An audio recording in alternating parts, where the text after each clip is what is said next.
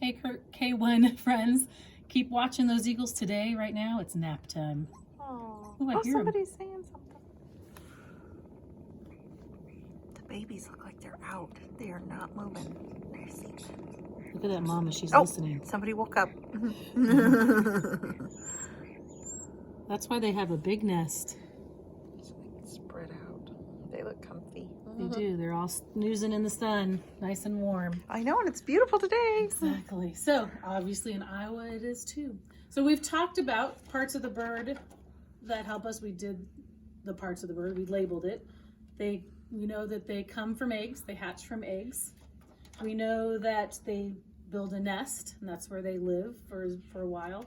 So we're going to talk a little bit more about them until we get to this one part. So birds keep their body temperature the same. So kind of like you and I, because even though the air temperature changes. So when it's cold, they don't put on jackets and scarves and hats like we do because they're animals, but they are warm-blooded is what it's called. So their body changes to keep themselves warm, or they do more things, or things on them, which we'll talk about in a minute, help them to stay warm.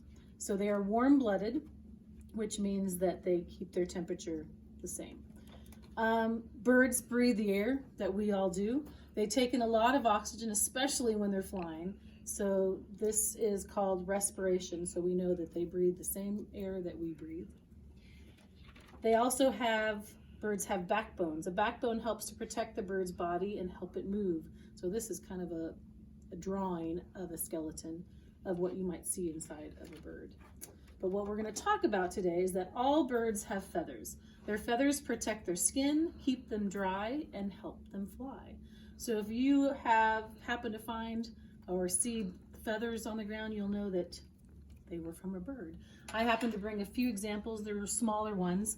I know Hallie one year brought us a peacock feather. I think it was really cool, which is actually right here on the front of the book. And then we have some other different feathers. You'll see colors are different. Some have multiple colors on them. And they're just a fun thing to find and wonder, where did they come from? From what bird? So this book I'm going to read is called Feathers, Not Just for Flying. It's written by Melissa Stewart. And this is a book I actually got at Tracy Aviary when we went on a field trip one year. So later at the end of our unit, we'll get to do, Tracy Aviary sent us a video for the class we would have taken on our field trip, and they did it as a virtual tour. So I'm excited that you'll at least get to see what we would have seen in person. But let's read Feathers, Not Just for Flying. Ooh, we get to, there they are. Birds and feathers go together, like trees and leaves, like stars in the sky. All birds have feathers, but no other animals do. Most birds have thousands of feathers, but those feathers aren't all the same. That's because feathers have so many different jobs to do. So I'll just tell you some of these. So we know the peacock, that's a swan feather, a red-tailed hawk, a blue jay, there we go, an American bittern, oh, I don't know how to say that, and hinga, I don't know that one. a cardinal, you would think it'd be red, the wood duck. We Look have at how wood cool ducks that here. one. The rosy-faced lovebird and the dark-eyed junco. We have juncos here too. Junco? Junco? I don't know. I call them juncos, but I don't know. So all I could be different wrong. shapes and sizes and colors. Feathers can be like a warm blanket. So on a cold, damp day, a blue jay stays warm by fluffing up its feathers and trapping a layer of warm air next to its skin. So there's a blue jay, a picture of one in Bradbury Mountain, Maine. Okay, I just have to take a break for a minute. Yeah, I'm not sure what's happening over there. I keep looking. It's making all kinds of noise, but they're just know. showing its foot, and I can't figure out why. Interesting. Oh, How gentle. Oh, look it. Sometimes they move in because they know something's happening, but they don't. but I don't know why. Sorry. A little distraction because I Yeah. heard noises. We'll keep an eye on it and see what happens. All right, let's keep going. Ooh, this is a wood duck. This one's in Lake Bemidji, Minnesota. Sometimes feathers or a cushion like a pillow. So like that one picture we saw that Miss Kathy said they're feathers for the nest. That's one way they use them. A female wood duck lines her nest with feathers that she plucks from her own body. So she takes off her feathers to make her nest. These feathers cushion the duck eggs and keep them warm. Oh, a soft feathery bed. Yep. We use feathers in our blankets. How many of you have a down blanket or pillow? So that's the same thing. Feathers can shade out sun like an umbrella. So they are used sometimes like an umbrella. As a hungry tricolored heron wades through the water in search of food, it raises its wings high over the head. The feathers block out. I couldn't hear what you said. My watch is talking, sorry. Let's try that sentence again. The feathers block out reflections from the sky and shade the water. This makes it easier to spot tasty fish and frogs. I always wondered why they That did is that. cool. That's smart. So Because the they- glare off the water. Yep. So he uses it to help him find food. He shades the sun. Or feathers can protect their skin like sunscreen. How many of you wear sunscreen outside? Me. Birds can't, but they use their feathers. On a sunny summer afternoon, red-tailed hawks, that's what these are in the feather, spend hours soaring through the sky in search of prey.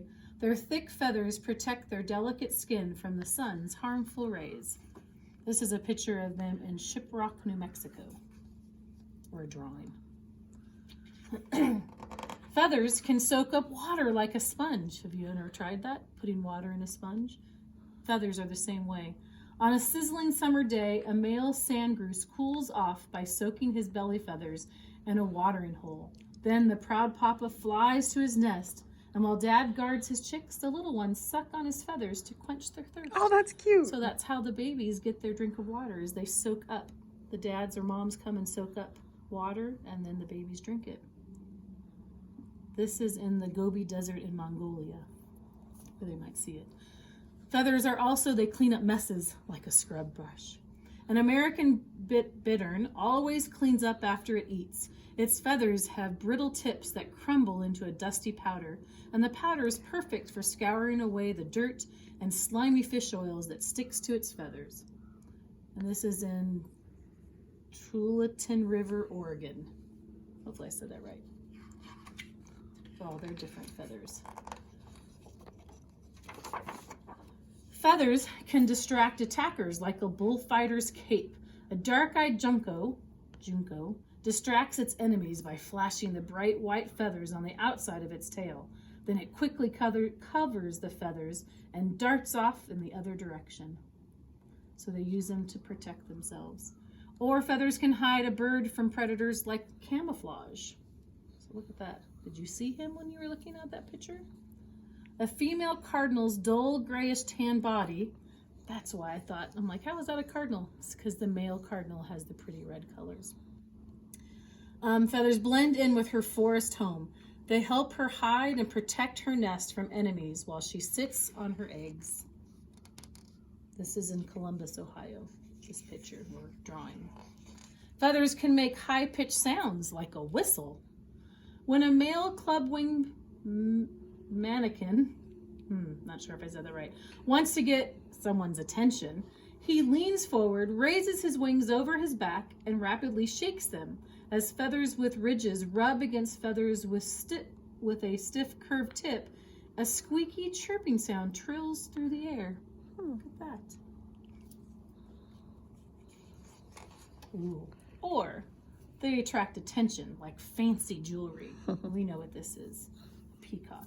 A peacock's bright, beautiful tail feathers make him easy to spot. Where a female is attracted to the male with the biggest, most colorful fan of feathers. So they want to find someone with their feathers. So they flap them out so people will notice. It's feeding time. Is it feeding time? Yeah, the babies have all perked up. Oh, look at that. Yep, they're not sleeping anymore. And mama or daddy. They're tearing Eagle off has the a- pieces. Looks like fish. Looks- again. Yeah, it's mostly fish that they eat. Sorry. Oh, good. Make sure you're watching. All right, feathers can dig holes like a backhoe. After bank swallows mate, they make a home together. First, the male uses his bill and the tough feathers on his lower legs to dig a 2-foot-long tunnel. So their nests are in the ground or on a cliff. it's near a stream bank, and he pushes the dirt out with his wings. Then the female builds a nest of straw, grasses, and leaves at the end of the tunnel so she can lay her eggs. Or feathers are used for carrying building supplies, like it's kind of like a forklift. They're feathers. Look at all the feathers inside. Most birds carry nesting materials in their beaks, but not this female rosy-faced lovebird. When she finds grass, leaves, or strips of bark, she tucks them under her rump feathers and flies back to her nest. Oh, that's funny. I didn't know birds could do that. I did not know that. Feathers can help birds float, kind of like a life jacket. Here's the swan feather. Mute swans glide smoothly across the water surface. Pockets of air trapped between their feathers help these graceful birds stay afloat. Feathers can plunge downward like a fishing sinker. So like it makes them go really quick, because if they go slow, that fish will get away. Most birds make a special oil to waterproof their feathers, but not, I gotta find out how to say this, the anhinga.